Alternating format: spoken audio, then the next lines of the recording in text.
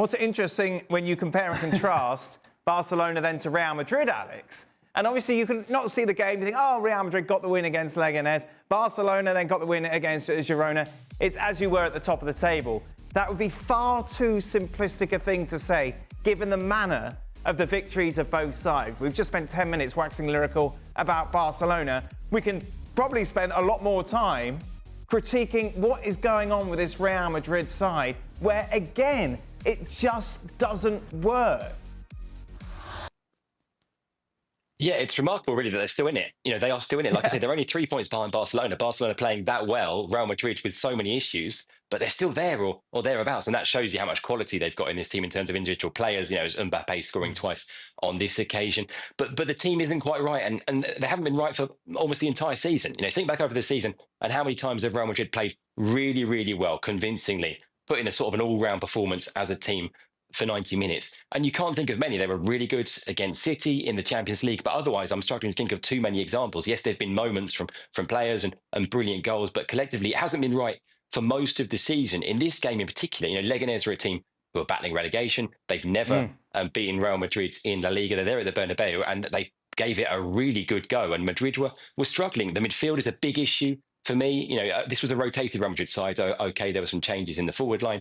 In midfield, you had Modric there and Camavinga, but there was no sort of control in that midfield the way that we saw in the past from Real Madrid midfields with Toni Kroos and Casemiro and Modric at his prime. Of course, Thibaut Courtois missed this game. He's got a short-term injury. They expect him to be back soon, but it's Lunin in goal for now. We've had issues all season at fullback.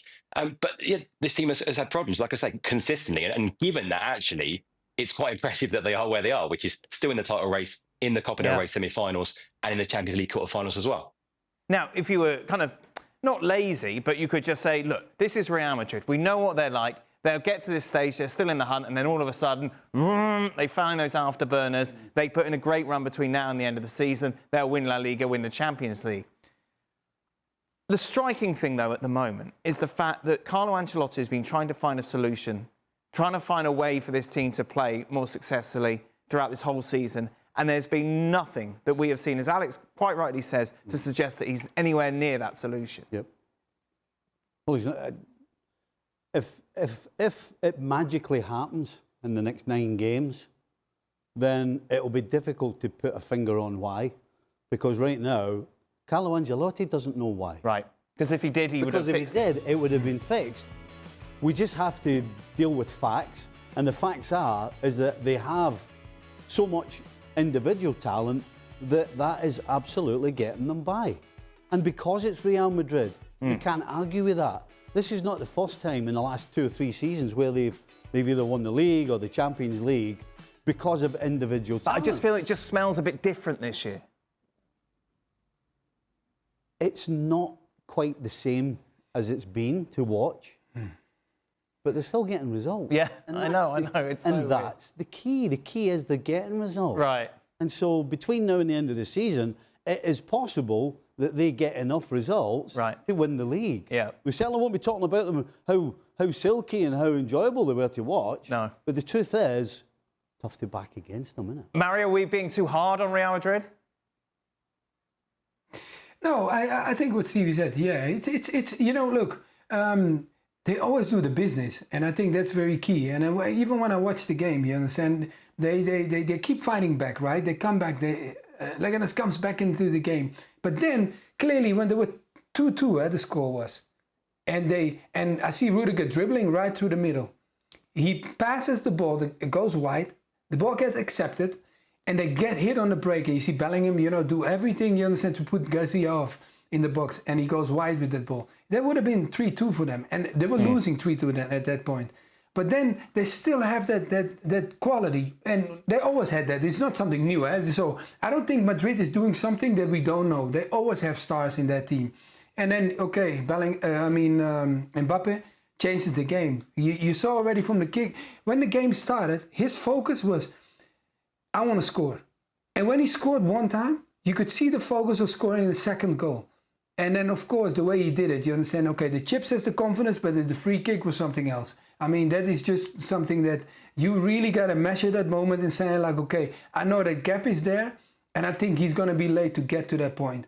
and he bends it right around. The key thing for a goalkeeper is making sure that you put the wall, that the ball cannot go around you and bends it right in. And that's the key thing. If that happens, that player, oh my God, whew, good luck. How is the Liverpool dressing room after that, Stevie? Oh, that's, that is the proverbial schoolboy. Right, yeah. Jumping out the way or whatever. Yeah, it's not acceptable at that level. Let's just put it that way. Meanwhile, also not acceptable at the moment is Atletico Madrid's current form. Another poor showing from them in a 1-1 draw against Espanyol. And it's just mounted to what has been a miserable run. Really, since that 4-4 in the Copa del Rey, it has just been a complete disaster for Simeone's side. Out of the title race, Alex?